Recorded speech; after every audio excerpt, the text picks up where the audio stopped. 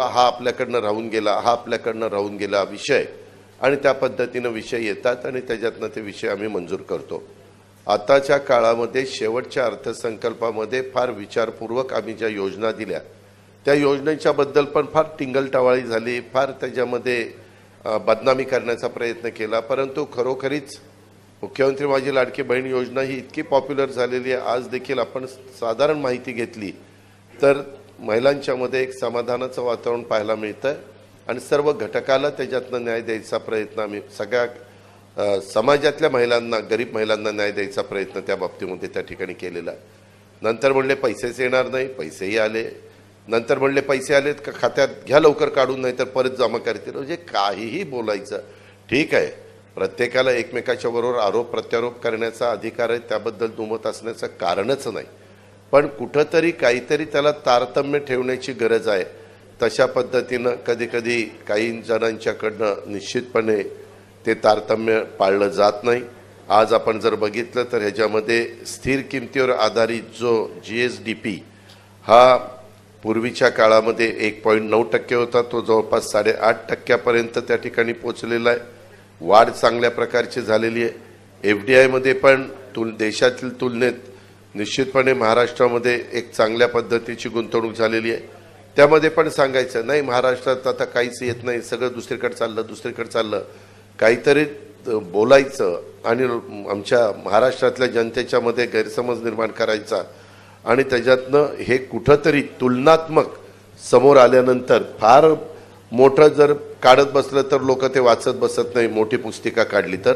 म्हणून हे report card अतिशय सुटसुटीत अवघं 2 पानांचं काढण्याचा प्रयत्न हा महायुतीने त्या बाबतीमध्ये केलेला आहे आणि त्याच्यातनं मेजर ज्या गोष्टी आहेत त्या ठिकाणी सांगितलेल्या आहेत. आणि महायुतीनं आम्ही काम करत असताना सर्व घटकाला, मग त्याच्यामध्ये कष्टकरी असतील, त्याच्यामध्ये शेतकरी असतील, त्याच्यामध्ये युवा युवती असतील, त्याच्यामध्ये असा कुठलाही घटक त्याच्यापासून बाजूला आम्ही ठेवून दिलेला नाही आहे. त्याच्यामध्ये महिला असतील, शेतकरी, युवा, शासकीय कर्मचारी, ज्येष्ठ नागरिक, रोजगाराच्या बद्दलचे घेतलेले निर्णय, आरोग्याच्या बद्दल घेतलेले निर्णय, उद्योगधंदे, शहरी पायाभूत सुविधा, ग्रामीण विकास, सांस्कृतिक वारसा, क्रीडा, अशा सगळ्या क्षेत्राला आम्ही त्याच्यामध्ये सामावून घेण्याचा प्रयत्न त्या ठिकाणी केलेला आहे. त्याला आमच्या परीनं जे काही मदत करता येईल, न्याय देता येईल, तो महायुतीच्या सरकारच्या माध्यमातून निश्चितपणे झालेला आहे. ही पण बाब आपण सगळ्यांनी ह्या निमित्तानं ध्यानामध्ये घ्यावी. आज ह्या 2-2.5 वर्षाचा कामगिरीचा अहवाल आपल्या पुढे सादर करण्यात आपण सगळेजण खरं तर जमलोय आणि महाराष्ट्राच्या जनतेच्या आयुष्यात आम्ही आणलेल्या ह्या बदलाचा हा अहवाल आहे.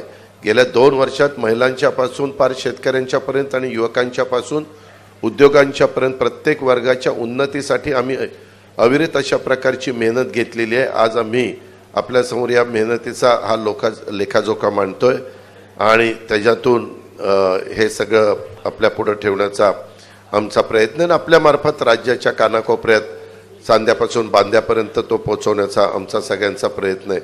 तुम्ही पाहिलं एकंदरीतच जनतेचं जीवन बदलणाऱ्या योजना ह्या खऱ्या अर्थाने आम्ही देण्याचा प्रयत्न त्या ठिकाणी केलेला आहे.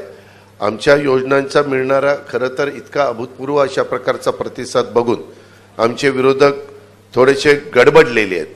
काही जण म्हणतात घाबरलेले आहेत, पण मी घाबरलेले नाही म्हणणार, गडबडलेले आहेत.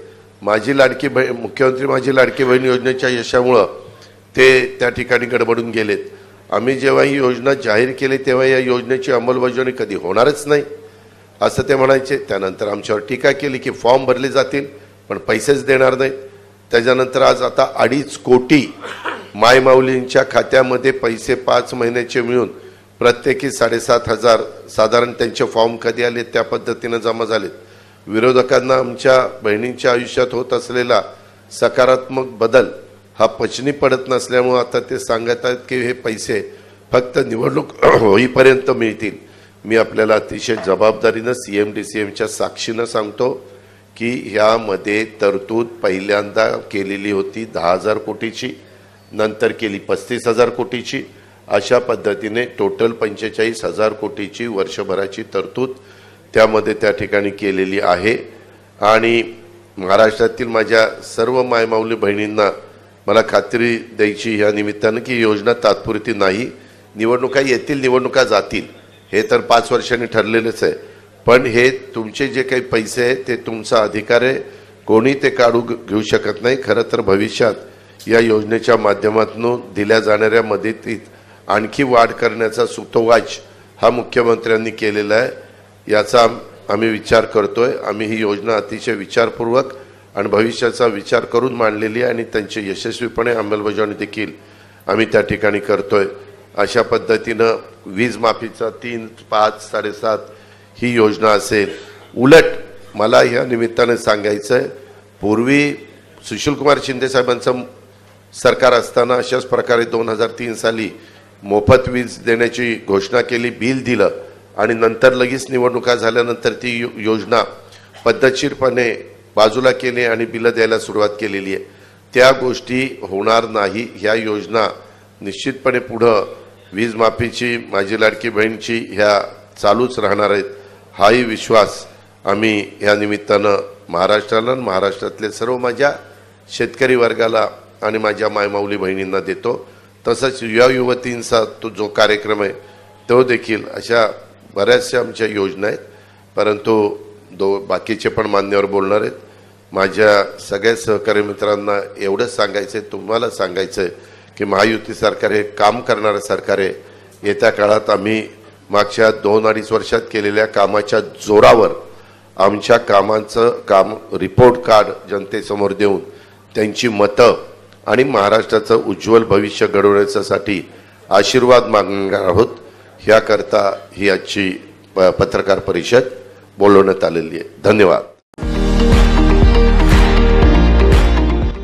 विविध कार्यक्रमांसाठी 2000 चौरस फुटाचा AC बँकवेट हॉल, हॉटेल चित्रा एक्झिक्युटिव्ह, लग्न समारंभ, रिसेप्शन, वाढदिवस, सेमिनार तसेच विविध बैठकींसाठी उपयुक्त असा सोलापूर शहराच्या मध्यवर्ती अशा सम्राट चौकातील हॉटेल चित्रा एक्झिक्युटिव्ह मध्ये. पत्ता 195 बुधवार पेठ, सम्राट चौक, चिडगुप्पर हॉस्पिटल समोर, सोलापूर. संपर्क 8956 03 31 00 आणि 8956 03 31 01.